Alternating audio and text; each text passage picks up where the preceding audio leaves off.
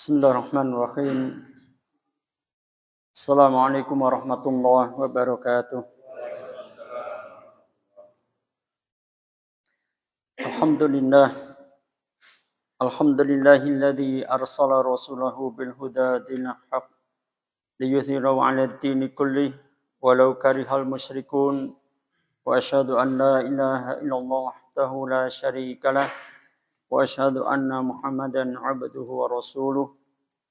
Ya ayyuhalladzina amanu taqullaha haqqa tuqatih wa la tamutunna illa wa antum muslimun. Wa ba'du, Allahumma salli ala Muhammad wa ala alihi wa ashabihi wa man tabi'ahum bi ihsani ila yaumil qiyamah.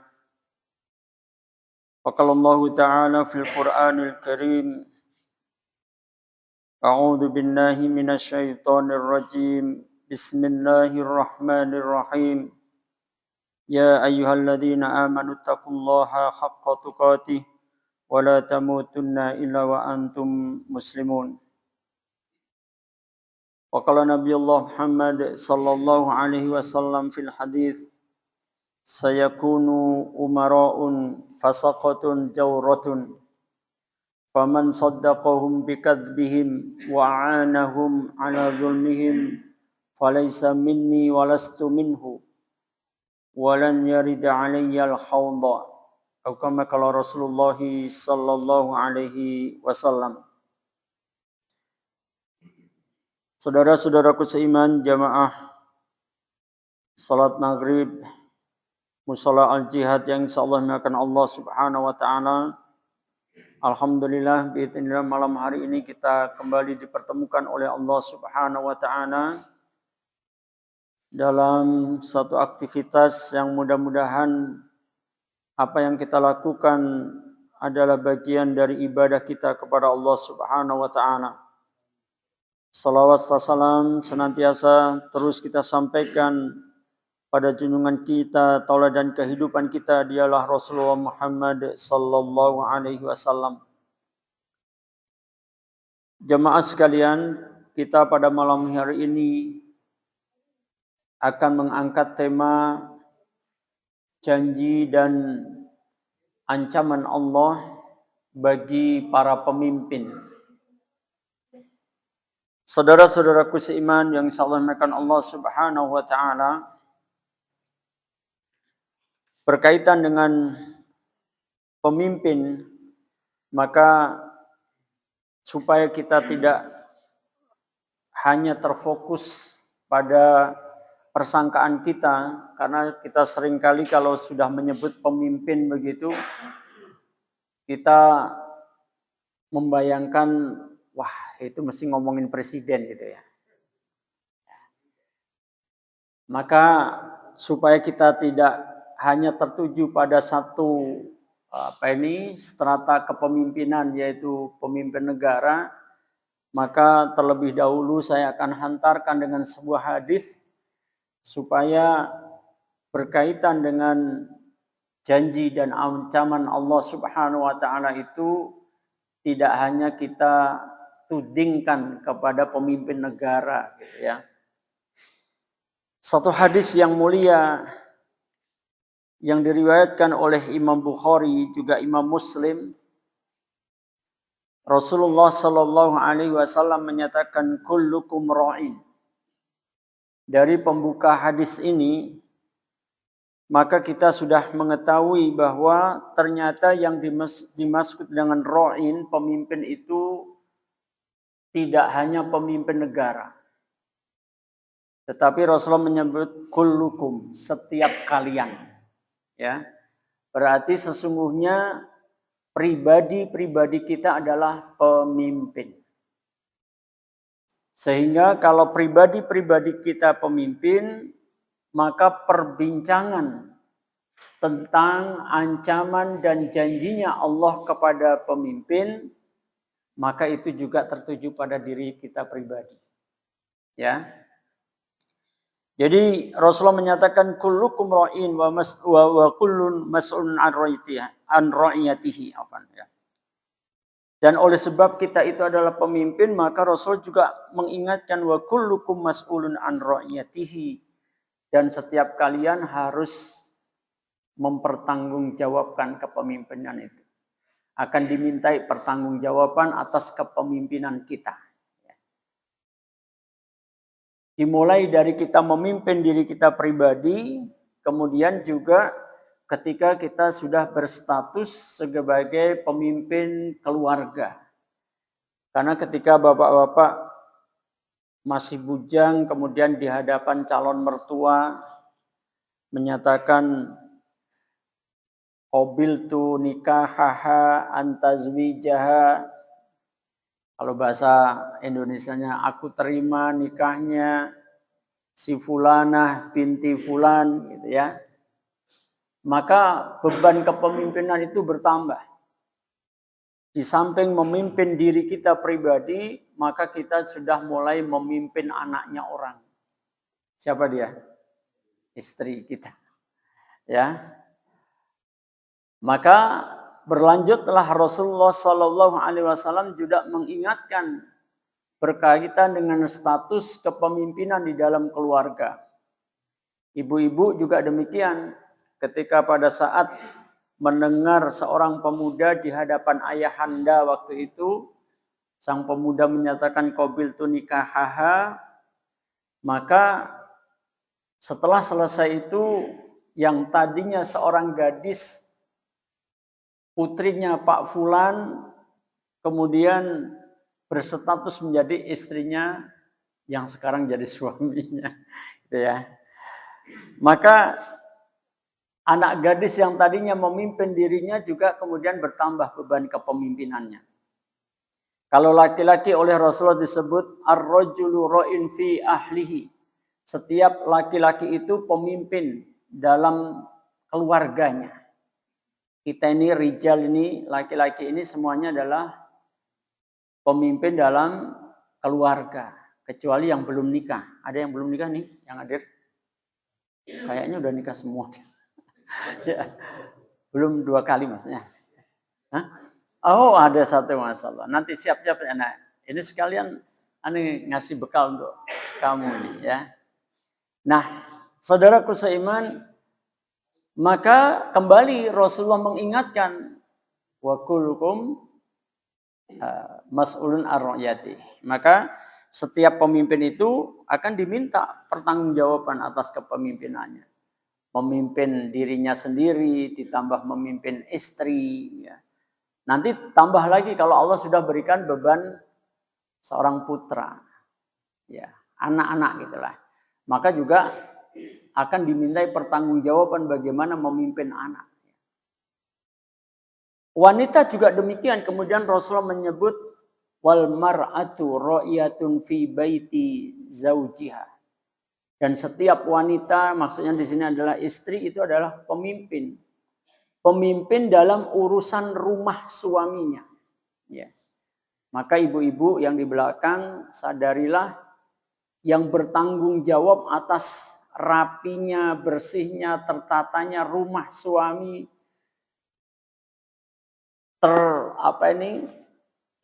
Teropeni bahasa. Diopeninya anak-anak itu adalah tanggung jawab istri, ya. Makanya Rasul juga ingatkan karena seorang pemimpin wa mas'ulatun an ra'iyatiha. Maka pasti setiap istri itu juga akan diminta pertanggungjawaban atas kepemimpinannya. Bagaimana dia ngurus rumah suaminya dan seterusnya, ya. Nah, di dalam hadis itu pula juga menyangkut pemimpin negara. Al-imamu ra'in. Bahkan itu disebut oleh Rasulullah pertama kali. Ya. Al-imamu ra'in. Setiap kepala negara itu adalah pemimpin. Maka dia wa mas'ulun an ra'iyatihi. Maka dia juga akan diminta pertanggungjawaban. Bagaimana dia memimpin negaranya. Dia memimpin rakyatnya bagaimana. Ya. Maka inilah pertanggungjawab inilah yang kaitannya dengan janji dan ancaman Allah Subhanahu wa ta'ala. Ya.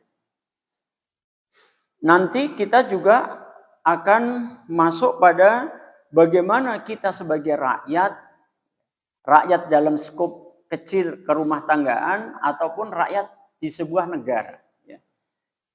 Apakah kita peduli dengan keadaan negara kita atau tidak? Maka rakyat juga mendapatkan ancaman dan janjinya Allah Subhanahu wa taala, ya. Nah, saudaraku seiman, mari kita lihat beberapa janjinya Allah Subhanahu wa taala kepada para pemimpin. Kita bicarakan janjinya dulu, ya. Yang pertama sebuah hadis riwayat Imam Bukhari juga Imam Muslim, ya. Dan dalam kitab yang saya bawakan ini diambil sebagian dan tertuju kepada pemimpin negara khususnya. Al-imamul adilu yudhilluhullahu fil dhillihi. Ini janjinya Allah. Ini juga bisa untuk kita sebagai pribadi. Yaitu seorang pemimpin yang adil. Seorang pemimpin yang adil itu akan dinaungi oleh Allah di bawah naungannya. Kalau di dalam hadis yang lengkapnya, Rasulullah menyatakan ada 7 golongan manusia yang akan dinaungi oleh Allah di hari yang tidak ada naungan kecuali naungannya Allah. Nah, di antara 7 golongan itu, yang pertama disebut oleh Rasulullah juga al-imamu adil. Imam yang adil. Ya, pemimpin yang adil. Nah, saudaraku seiman, bagaimana kita secara pribadi memimpin diri kita? Apakah juga akan diminta pertanggungjawaban tentang keadilan kita terhadap diri kita? Iya.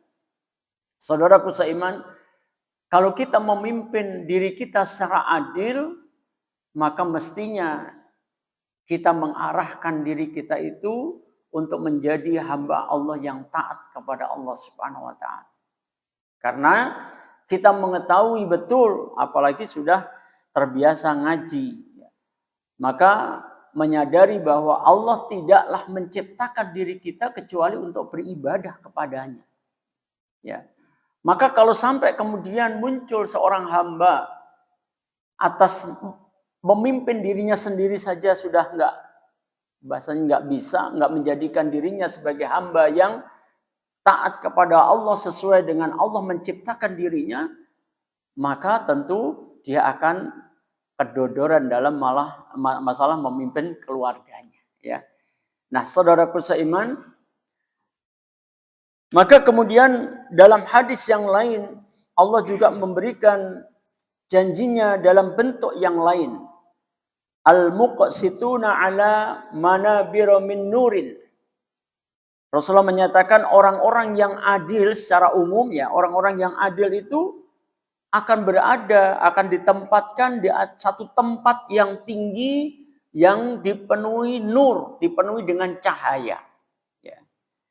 Jadi kalau kita menjadi orang yang adil, maka kita akan ditempatkan di tempat yang tinggi penuh dengan cahaya.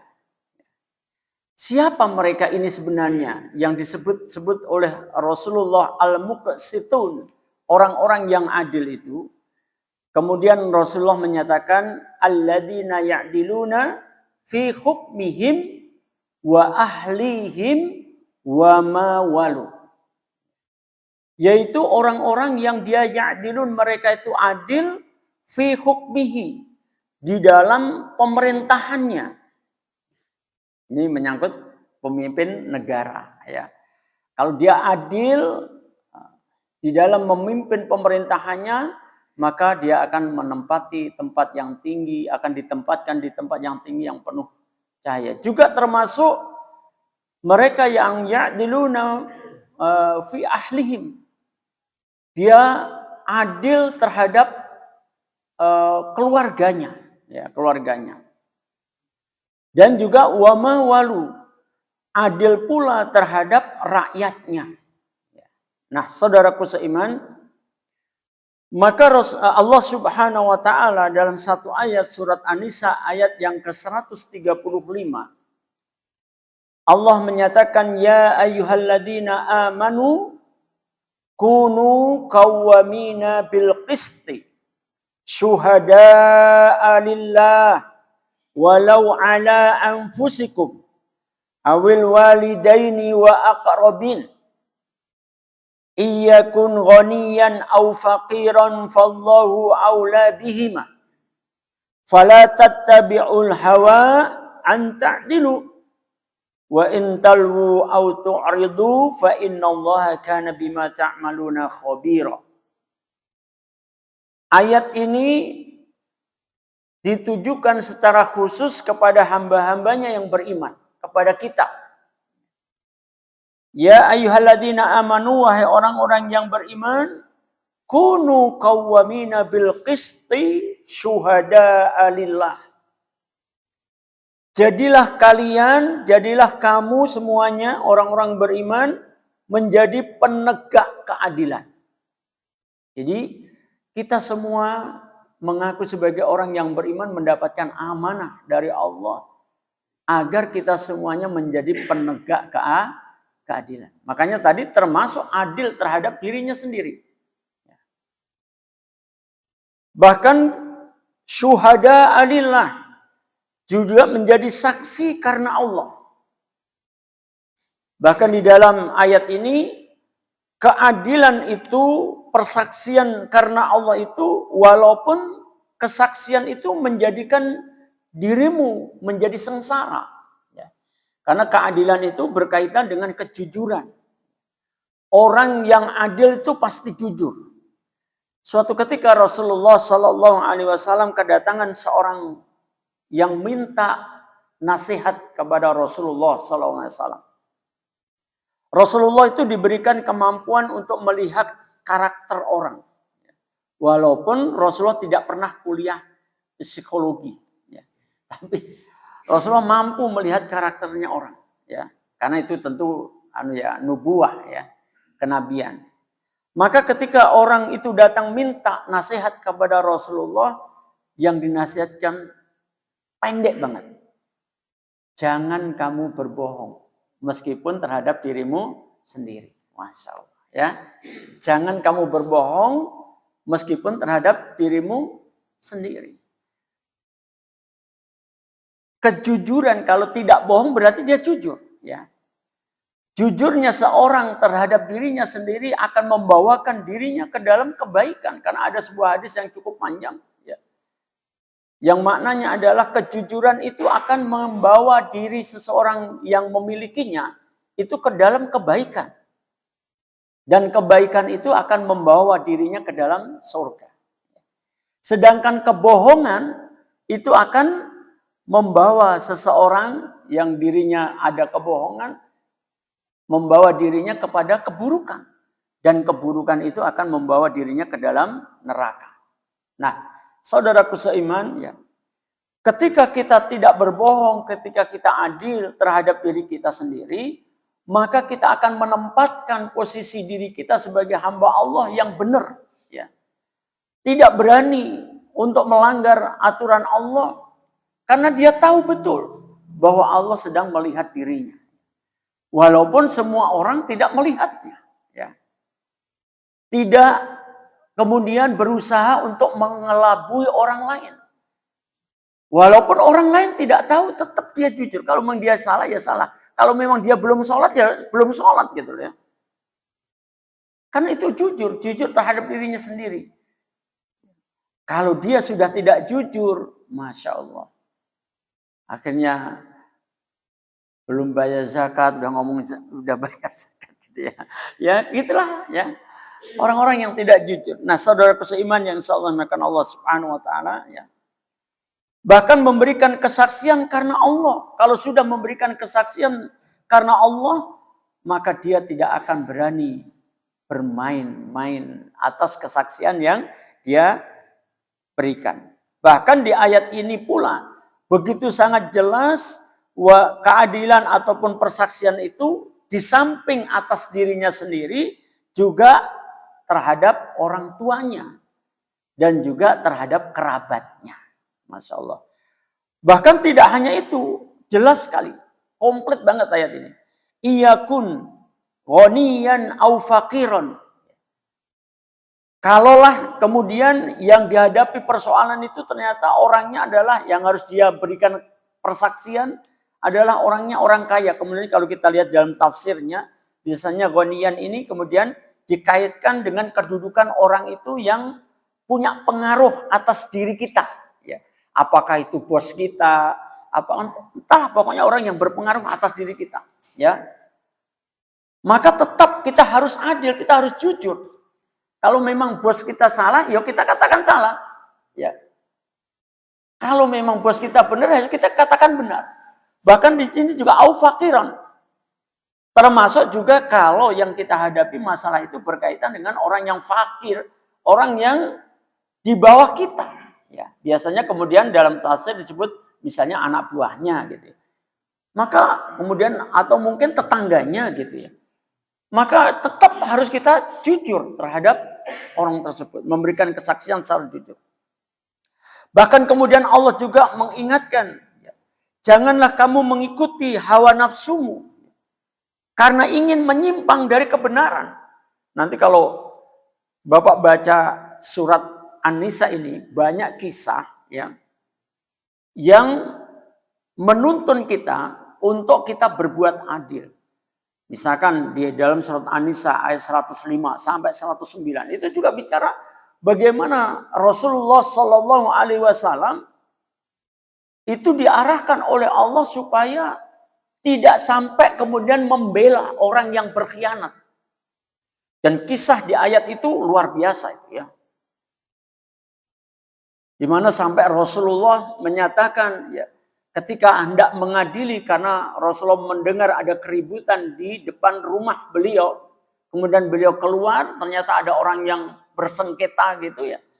Kemudian Rasulullah tidak mengetahui persengketaan masalah apa ini. Ya. Artinya Rasulullah tidak menyaksikan secara kasat mata. Ya. Tidak melihat langsung kejadiannya ini menyangkut apa sih. Maka sebagai seorang pemimpin, maka orang yang bersengketa tadi minta keadilan kepada Rasulullah. Apa kata Rasulullah? Aku akan mengadili, aku akan memutuskan berdasarkan apa yang aku dengar. Ya. Berdasarkan apa yang aku dengar. Ya. Kemudian Rasulullah mengingatkan, jika salah seorang di antara kalian ya, lebih pandai di dalam membela dirinya, padahal dia salah, ya. Maka jika aku memutuskan hak seorang muslim kepada dirinya, maka sesungguhnya aku sedang memberikan sepenggal api neraka kepada dia. Artinya apa? Rasulullah tidak bisa melihat masalah walaupun beliau seorang nabi. Karena beliau tidak melihat secara kasat mata. Nggak ngerti peristiwanya. Yang dia adili adalah berdasarkan kesaksian. Nah, inilah pentingnya saksi yang adil, ya, yang saksi yang jujur. Sampai Rasul seandainya di antara kalian ada yang lebih pandai membela dirinya dan kemudian aku memutuskan haknya kaum seorang muslim kepada dirinya, maka sesungguhnya aku memberikan api neraka kepada dia. Kenapa? Karena ternyata yang pandai membela diri itu dialah yang sebenarnya yang salah. Dan ayat-ayat ini dulu ketika saya masih aktif di kepengacaraan, di dalam Al-Quran saya itu saya kasih catatan. Ini ayat-ayat untuk pengacara. Gitu. Betul Pak. Masya Allah luar biasa itu ya. Betapa, ya tentu tidak semua pengacara ya. Jangan sampai kemudian kalau ada kerabat antum sekalian yang jadi pengacara, ingatkan dengan ayat-ayat ini ya. Nah saudaraku seiman, maka biasanya kemudian pengacara justru tidak memberikan advice hukum yang benar. Malah dia berusaha untuk nutupi kesalahan kliennya. Berusaha untuk meyakinkan kepada hakim supaya kliennya tuh terbebaskan. Betul nggak? Kebanyakan ya, kebanyakan gitu ya. Ya. Ini berbahaya ini ya. Coba nanti kalau baca surat An-Nisa ayat 105 sampai 106. Karena itu juga berkaitan dengan kisah ketika ada seorang pencuri yang kemudian ketahuan barang curiannya itu dilempar ke rumah orang lain. Siapa yang tertuduh akhirnya? Siapa yang tertuduh kira-kira? Barang curiannya dilempar ke rumah orang lain. Kemudian pencurinya ini di malam hari kemudian membuat keputusan bersama keluarganya supaya membela semuanya, membela dirinya. Ya. Masya Allah. Nanti antum coba lihat itu surat An-Nisa ayat 105 sampai 109 ya. Baik. Kita kembali kepada surat An-Nisa ayat yang ke-135 tadi ya. Maka janganlah kamu mengikuti hawa nafsu karena ingin menyimpang dari kebenaran. Tidak jujur adalah menyimpang dari kebenaran. Bahkan kemudian Allah juga menyatakan jika kamu memutarbalikkan kata-kata ya, atau berpaling untuk menjadi saksi yang adil, ya, sesungguhnya Allah Maha teliti terhadap segala apa yang kamu kerjakan. Ya. Walaupun manusia bisa dikelabuinya, maka sesungguhnya Allah tidak bisa dikelabui. Ya. Tetap di hadapan Allah, yang salah ya salah, yang benar ya benar. Ya. Nah, saudaraku seiman yang insya Allah dimuliakan Allah Subhanahu Wa Taala, ya. Maka yang dijelaskan oleh Rasulullah alladzina ya'diluna fi hukmihim wa ahlihim wa mawalu. Maka mereka itulah orang-orang pemimpin-pemimpin yang adil dalam masalah pemerintahannya, adil di dalam keluarganya, dan juga adil terhadap rakyatnya, maka mereka akan ditempatkan di tempat yang tinggi penuh cahaya. Kemudian dalam satu hadis Rasulullah bentuknya doa, ya. Dan doa ini isinya juga ada ancaman sekaligus ada janjinya Allah Subhanahu wa taala, ya. Yang dimohonkan oleh Rasulullah sallallahu alaihi wasallam. Dalam satu hadis riwayat Imam Muslim, Rasulullah pernah berdoa, Allahumma man waliya min amri hadhil ummati syai'an fa farfaqa bihim farfuq bihi wa man saqqa 'alaiha fasquq 'alaihi. Wahai Allah, ya Allahumma ya Allah, siapa saja yang diberikan amanah untuk mengurus kepentingan umat ini, tolong perhatikan tadi sudah saya antarkan bahwa pemimpin itu tidak hanya pemimpin negara, ya. Berarti kalau urusan umat ini tidak selalu urusan berkaitan dengan rakyat secara luas. Ketika kita memimpin keluarga, maka rakyat kita yang mana? Yang anggota keluarga. Yang anggota keluarga. Itulah urusan kita. Makanya di dalam ayat yang lain ketika bicara tentang amanah ini, maka Allah Subhanahu wa taala telah mengingatkan kita semuanya di dalam surat Al-Anfal ayat yang ke-27. Surat yang ke-8 ayat ke-27. Coba dilihat itu ya. Ada yang bawa Quran enggak? Semuanya enggak megang Quran.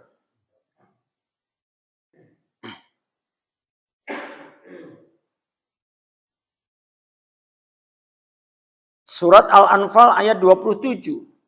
Allah Subhanahu wa taala kembali dalam ayat ini terkhusus ditujukan kepada kita hambanya yang beriman. Ya ayyuhalladzina amanu la takhunullaha war rasula wa takhunu amanatikum wa antum ta'lamun. Wahai orang-orang yang beriman, janganlah kamu mengkhianati Allah, janganlah kamu mengkhianati Rasulullah, serta janganlah kamu mengkhianati amanah-amanah kalian. Ya.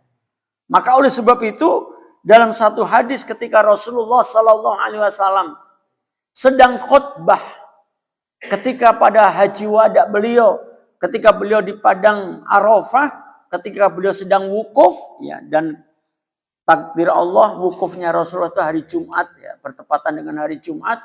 Maka di antara yang dipesankan oleh Rasulullah adalah kepada pemimpin, baik pemimpin keluarga laki-laki ataupun pemimpin keluarga wanita. Ya. Yang paling panjang adalah kepada laki-laki. Fattaqullaha fin nisa. Bertakwalah kepada Allah dalam urusan wanita kalian. Urusan wanita kalian tuh kepada siapa ini? Pada istri-istrinya. Hendaklah kita bertakwa kepada Allah. Kemudian kenapa diingatkan oleh Rasulullah? Kemudian Rasulullah mengingatkan dengan kalimat fa innakum akhadtumuhunna bi amanillah. Karena kalian sesungguhnya kalian telah mengambil mereka, mengambil istrimu dari orang tuanya waktu itu. Ketika Pak Tarno masih bujang waktu itu datang ke, nggak tahu siapa mertuamu, ya. datang ke orang tuanya sang istri gitu ya. Maka kemudian meminta itu mengambil akhadtumuhunna. Kita mengambil istri kita waktu itu dari orang tuanya dengan landasan bi amanillah. Dengan amanahnya Allah. Masya Allah ya. Bahkan ini Pak, sampai Rasulullah mengingatkan juga, dan kalian wastahlaltum, dan kalian menghalalkan furujahunna, menghalalkan farji mereka bi kalimatillah, dengan kalimatnya Allah. Masya Allah, luar biasa ya. Jadi kita ketika ngucapin qabil tu nikah di depan mertua calon, masih calon mertua lah, kalau masih proses qabil tu nikah kan masih calon mertua. Ya kalau jadi, kalau enggak ya. Ya Pak Joko. Pak Joko di luar soalnya ya. Nah, saudara-saudara, maka kita mengambilnya dengan amanah Allah, dan begitu selesai akad nikah maka halal farji istri kita. Tapi ingat, kalimatullah bi kalimatillah, dengan kalimatnya Allah. Ini menuntut tanggung jawab yang luar biasa ya. Menuntut tanggung jawab yang luar biasa agar kita tidak, kalau dalam ayat tadi, wa takhunu amanatikum, dan janganlah kalian mengkhianati amanah-amanah kalian. Kalau Rasulullah menyebutnya bi amanilah, bi kalimatillah. Masya Allah ya. Nah, saudaraku seiman yang insyaallah dimakan Allah Subhanahu wa taala, maka saya lanjutkan doa Rasulullah tadi, siapa saja yang diberikan amanah untuk mengurus ya min amri hadhil ummati syai'an, mengurus kepentingan umat ini, kemudian dia bersikap farofaqo bihim, dan kemudian dia bersikap lemah lembut terhadap yang dipimpinnya. Nah, ada kalimat lemah lembut ini. Karena ini ada ibu-ibu, ada bapak-bapak ya. Tolong jangan salah paham.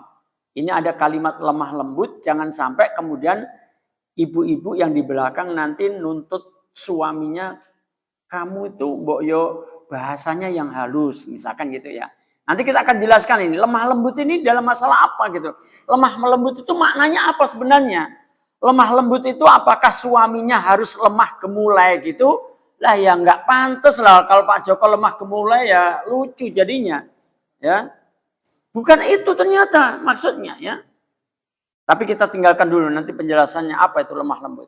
Maka ketika pemimpin itu yang memegang amanah itu kemudian dia bersikap lemah lembut ya kepada yang dipimpinnya, maka Rasulullah kemudian berdoa, maka sayangilah dia ya Allah. Masya Allah.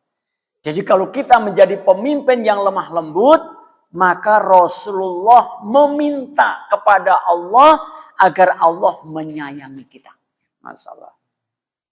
Tapi sebaliknya bagaimana?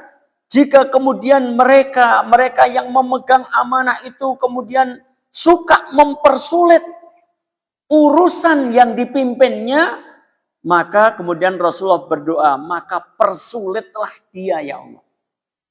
Masya Allah, ini walaupun Rasulullah sudah nggak ada, doa ini tetap berlaku loh Pak.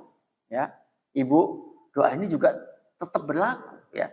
Sekarang kita lihat, tentu kita semuanya pengen menjadi pemimpin yang lemah lembut.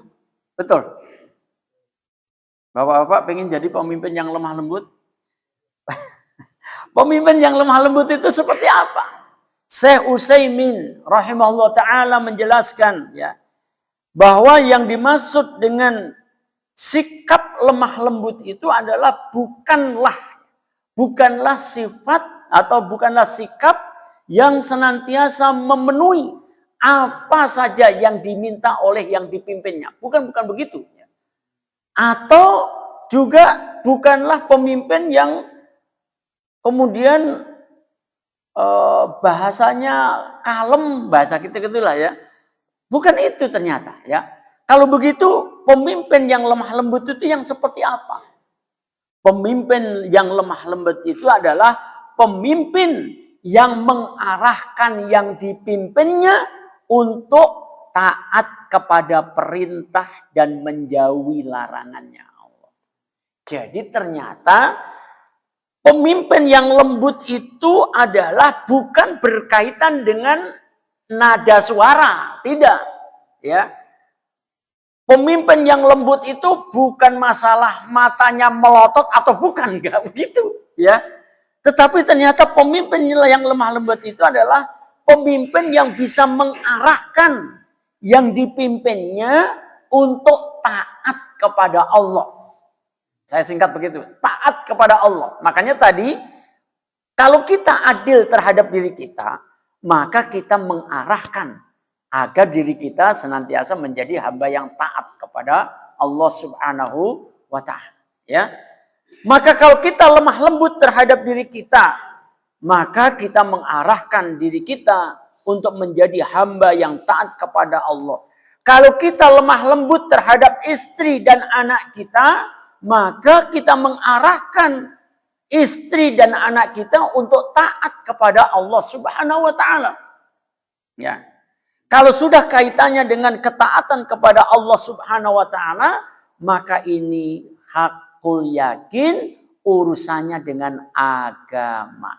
Ya, urusannya dengan agama. Maka oleh sebab itu ketika kita pernah belajar tentang tafsir surat At-Tahrim ayat yang ke-6, ya, ketika Allah perintahkan kepada orang yang beriman dengan kalimat ku anfusakum wa ahlikum naro, selamatkanlah dirimu dan keluargamu dari api neraka, atau jagalah dirimu dan keluargamu dari api neraka. Apa maksudnya itu? Maka salah satu penafsir, saya suka sekali dengan tafsirnya Imam Muqatil Al-Hayyan, ya, juga Imam Ad-Dahak. Beliau menyatakan bahwa menyelamatkan diri dan keluarga dari api neraka itu adalah belajarlah kamu. Artinya kita pribadi belajar, kemudian ajarilah keluargamu. Berarti kita ngajari keluarga kita. Keluarga itu disebut bisa istri, bisa anak, bahkan bisa pembantu juga. Tentang apa kita belajar? Tentang apa kita ngajari mereka? Tentang hal-hal yang diwajibkan dan hal-hal yang dilarang oleh Allah. Berarti kaitan dengan apa? Agama. Nah, saudaraku seiman, maka ada kisah yang sangat menarik. Ya, ini menunjukkan kegagalan orang tua sebenarnya, ya. Kisah ini sangat masyhur sekali. Ada seorang anak yang dimasukkan ke dalam neraka dan ternyata melihat kedua orang tuanya akan dimasukkan ke dalam surga. Maka apa yang terjadi? Sang anak kemudian ketika melihat ayah dan bundanya akan dimasukkan ke dalam surga, maka kedua tangan orang tuanya ditarik oleh anaknya, kemudian anaknya meminta kepada Allah, ya Allah, jangan engkau masukkan orang tuaku ke dalam surga. Kenapa? Karena aku masuk neraka ini disebabkan orang tuaku ini tidak pernah ngajariku tentang agamamu. Masya Allah. Jadi ini menunjukkan bahwa orang tua yang akan dimasukkan ke dalam surga ini orang tua yang tidak lemah lembut. Kenapa? Terhadap anaknya, iya, karena membiarkan anaknya yang kemudian menjadikan asbab pembiaran itu anaknya dimasukkan ke dalam neraka. Berarti tidak diajari oleh orang tuanya tentang agama, tentang hal-hal yang dilarang oleh Allah, hal-hal yang diperintahkan oleh Allah Subhanahu wa taala. Ya. Kembali kepada hadis tadi, ya. Maka ketika seorang pemimpin itu lemah lembut, maka dimintakan oleh Rasulullah kepada Allah agar Allah menyayanginya. Sementara apabila kemudian pemimpin itu suka mempersulit terhadap urusan yang dipimpinnya, maka Rasulullah memintakan kepada Allah agar Allah mempersulit urusannya.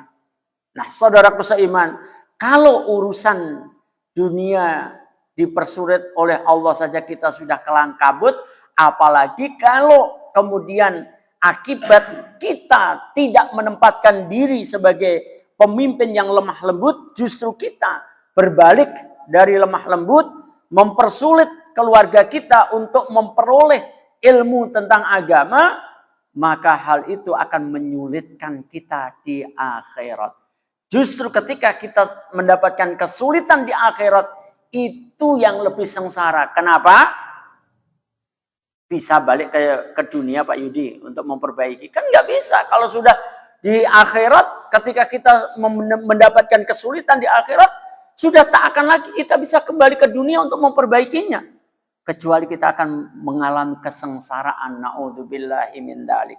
Nah, saudaraku seiman yang insya Allah dimuliakan Allah. Cepat aman ya isaknya ya.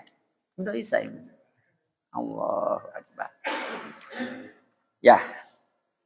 Bagaimana? Mau azan dulu atau? Ya. Sebentar ya. Sedikit aja. Nanti azannya dulu sebentar. Sebagai penutup Ibu Rahmatullah dan Bapak sekalian, karena memang materi ini cukup panjang ya. Di dalam satu hadis Rasulullah SAW sudah mengingatkan kita. Ini akan berkaitan dengan munculnya pemimpin yang buruk, kemudian bagaimana sikap rakyatnya. Ya. Hadis riwayat Imam Al-Hakim dalam kitab Mustadrak juz yang keempat. Ya. Beliau SAW menyatakan, sayakunu umara'un fasaqatun jauratun. Nanti akan muncul pemimpin yang dia mempunyai sifat fasik dan jahat. Ya. Maaf ya, ini saya tidak mengajak antum sekalian untuk membicarakan pemimpin negeri ini. Tapi kalau ternyata hadis ini bertepatan dengan keadaan negeri kita, ya monggo silakan disimpulkan sendiri. Ya, kan ini kan kita bicara hadis berlaku untuk seluruh negeri, bukan Indonesia saja ya. Rasulullah menyatakan akan muncul pemimpin yang fasik, pemimpin yang suka berbuat dosa, dan juga pemimpin yang jahat. Kemudian Rasulullah mengingatkan kepada rakyatnya seperti ini. Ya. Faman sodaqohum bikadbihim. Maka siapa saja yang senantiasa membenarkan atau mendukung kedustaan mereka, artinya kedustaan, kebohongan kepemimpinan ya, kedustaan, kebohongan pemimpin dibenarkan aja atau didukungnya bahkan, wa'anahum ala dzulmihim, bahkan kemudian membantu kedzalimannya, ya, membantu kejahatannya, ya. Kan terbukti kan? Ya sekarang ke Indonesia banget nih. Terbukti kan di negeri kita berbuat jahat tapi banyak yang membantu. Betul Pak Joko? Ayat Allah benar. Sabda Rasulullah benar. Akan muncul pemimpin. Kan tadi pemimpin mulai dari pribadi, kemudian level sampai yang level bintang 2 yang itu, ya. Meskipun jelas-jelas berbuat jahat, menghilangkan nyawa orang, banyak yang bantu gitu loh. Masya Allah. Benar apa yang disabdakan oleh Rasulullah. Kalau sudah seperti itu, maka lihat nih ancaman dari Rasulullah. Kalaulah yang bantu tadi, dia statusnya seorang muslim, maka Rasulullah menyatakan, dia bukan golonganku. Satu. Kemudian Rasulullah menyatakan juga, walastu an minhu. Dan aku berlepas diri darinya. Dan yang terakhir Rasul menyatakan, walan yarida alayyal khawda. Dan dia selama-lamanya tidak akan bisa mendekati telagaku. Masya Allah. Sengsara banget ini orang ini ya. Apalagi kalau sudah di pengadilan dunia dia dipecat, di akhirat nggak diakui sebagai umat Muhammad, nggak boleh dekat ke telaganya Rasulullah. Mau gimana lagi tuh? Masya Allah, ya. Ini luar biasa, ya. Nah, saudaraku seiman, ya. Kemudian hadis yang singkat saja juga berkaitan dengan ancaman ayyuma ra'in wasyar ra'iyatahu fahuwa finnar. Pemimpin mana saja. Nah, kalau mana saja bukan Indonesia saja loh ya. Pemimpin mana saja yang mengkhianati rakyatnya, maka ia akan masuk ke dalam neraka. Fahuwa finnar. Ini sabda Rasulullah Sallallahu Alaihi Wasallam dalam hadis dalam kitab Al-Jami'us Shaghir juz yang ke-1 halaman 120, ya. Dan tentu kalau sabda Rasulullah bukanlah mengikuti hawa nafsunya. Wa ma yantiqu 'anil hawa in huwa illa wahyu yuha. Bahwa kalau Rasulullah itu bicara tidak mengikuti hawa nafsunya. Sungguh yang beliau bicarakan itu tidak lain adalah wahyu yang diwahyukan oleh Allah. Jadi kalau Rasulullah menyampaikan kalimatnya, bentuknya, janjinya Allah, pasti akan diberikan. Ya, kalau memang memenuhi syarat. Kalau kalimatnya Rasulullah itu bentuknya ancaman, maka pasti akan dirasakan oleh orang-orang yang memang memenuhi untuk mendapatkan ancamannya Allah Subhanahu wa taala. Nah, saudaraku seiman yang insyaallah dimuliakan Allah Subhanahu wa taala, insyaallah nanti akan kita lanjutkan pertemuan yang akan datang, ya. Dan kita akan menukik nanti kan bicara surat An-Nisa ayat 105 sampai 109, ya. Dan juga beberapa hadis yang lainnya yang mendukung bagaimana janji dan ancaman Allah Subhanahu wa taala, utamanya juga kepada rakyat yang kemudian tak mau peduli dengan keadaan, ya. Tidak mau peduli dengan keadaan. Ya, biasanya kan ini. Yang penting bukan saya. Yang penting tidak tidak menyangkut kepentingan saya. Kalau sudah seperti itu, nanti lihat apa yang akan terjadi, ya. Tunggu tanggal mainnya untuk kita jelaskan pada bulan yang akan datang, kan sebulan sekali kan, ya. Ya, jadi bulan yang akan datang insyaallah. Wallahu a'lam bishawab. Tentu kembali kita berharap kepada Allah, semoga kita secara pribadi adalah pemimpin yang kelak akan diminta pertanggungjawaban juga atas kepemimpinan kita. Mudah-mudahan kita, ibu-ibu yang di belakang juga semuanya adalah menjadi pemimpin-pemimpin yang lemah lembut, yang kemudian masuk dalam permohonan Rasulullah kepada Allah agar Allah menyayangi, sehingga dengan kelemah lembutan kita dengan makna yang tadi, kemudian kita mendapatkan kasih sayangnya Allah Subhanahu wa taala. Dan mudah-mudahan kita semuanya dijauhkan dari sikap mempersulit orang-orang yang kita pimpin. Kita laki-laki mempersulit urusan istri, mempersulit urusan anak, maka itu akan menjadi kesulitan kita nanti di akhir. Na'udzubillahi min dzalik. Wallahu a'lam bishawab. Barakallahu fikum. Karena sudah lampau waktu Isya, mari kita salat Isya. Mudah-mudahan Allah Subhanahu wa taala menjadikan kita semuanya menjadi hamba-hamba yang layak untuk memasuki surganya Allah Subhanahu wa taala. Wallahu a'lam bishawab. Barakallahu fikum. Akhiru da'wan alhamdulillahi rabbil alamin. Sallallahu nabiyina Muhammadin sallallahu alaihi wasallam. Subhanakallahumma wa bihamdika asyhadu an la ilaha illa anta astaghfiruka wa atubu ilaik. Wassalamualaikum warahmatullahi wabarakatuh.